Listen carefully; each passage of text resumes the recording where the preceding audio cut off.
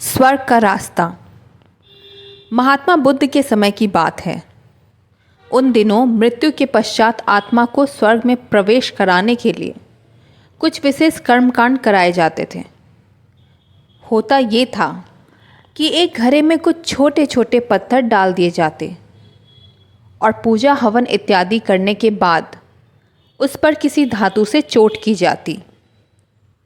अगर घड़ा फूट जाता और पत्थर निकल जाते तो उसे इस बात का संकेत समझा जाता कि आत्मा अपने पाप से मुक्त हो गई है और उसे स्वर्ग में स्थान मिल गया है। चूँकि घड़ा मिट्टी का होता था, इसलिए इस प्रक्रिया में हमेशा ही घड़ा फूट जाता और आत्मा स्वर्ग को प्राप्त हो जाती। और ऐसा कराने के बदले में पंडित खूब दान दक्षिणा लेते। अपने पिता की मृत्यु के बाद एक युवक ने सोचा कि क्यों ना आत्मा शुद्धि के लिए महात्मा बुद्ध की मदद ली जाए। वे अवश्य ही आत्मा को स्वर्ग दिलाने का कोई और बेहतर और निश्चित रास्ता जानते होंगे। इसी सोच के साथ वो महात्मा बुद्ध के समक्ष पहुंचा। हे महात्मन, मेरे पिताजी नहीं रहे। कृपया आप कोई ऐसा उपाय बताएं कि यह सुनिश्चित हो सके कि उनकी आत्मा को स्वर्ग में ही स्थान मिले। युवक बोला। बुद्ध बोले, ठीक है, जैसा मैं कहता हूँ वैसा करना। तुम उन पंडितों से 2 घड़े लेकर आना, एक में पत्थर और दूसरे में घी भर देना। दोनों घड़ों को नदी पर लेकर जाना और उन्हें इतना डुबोना कि बस उनका ऊपरी भाग ही दिखे। उसके बाद पंडितों ने जो मंत्र तुम्हें सिखाए हैं उन्हें ज़ोर ज़ोर से बोलना और अंत में धातु से बनी हथौड़ी से उन पर नीचे से चोट करना। और ये सब करने के बाद मुझे बताना कि क्या देखा। युवक बहुत खुश था। उसे लगा कि बुद्ध द्वारा बताई गई इस प्रक्रिया से निश्चित ही उसके पिता के सब पाप कट जाएंगे और उनकी आत्मा को स्वर्ग की प्राप्ति होगी। अगले दिन युवक ने ठीक वैसा ही किया और सब करने के बाद वह बुद्ध के समक्ष उपस्थित हुआ। आओ पुत्र, बताओ तुमने क्या देखा? बुद्ध ने पूछा।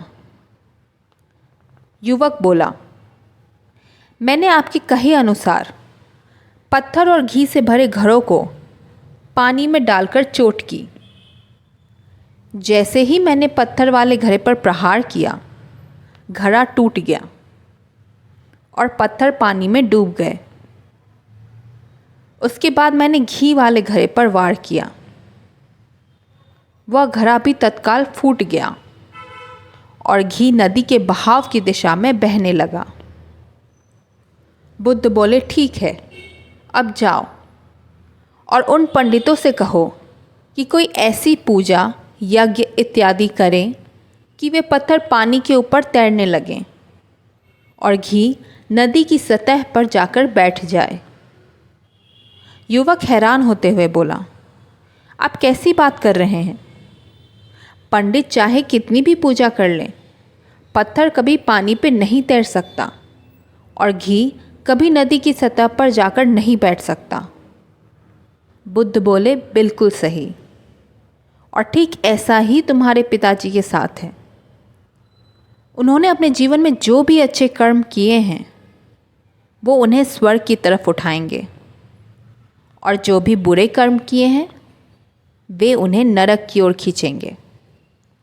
और तुम चाहे जितनी भी पूजा करा लो, कर्म कांड करा लो, तुम उनके कर्म फल को ज़रा भी नहीं बदल सकते। युवक बुद्ध की बात समझ चुका था कि मृत्यु के पश्चात स्वर्ग जाने का सिर्फ एक ही मार्ग है और वो है जीवित रहते हुए अच्छे कर्म करना। सीख। इस कहानी से हमें क्या सीख मिलती है? इस कहानी से हमें ये सीख मिलती है कि इंसान के अगर कर्म अच्छे ना हों तो वह बर्बादी की ओर कदम रख देता है। बुरे कर्म करना और बुरे रास्ते पे चलना बहुत आसान है, लेकिन अच्छे कर्म करना सबके बस की बात नहीं। और भगवान के समीप वही पहुंच सकता है जिसके कर्म अच्छे हों। तो कोशिश करिए अच्छे कर्म करने की।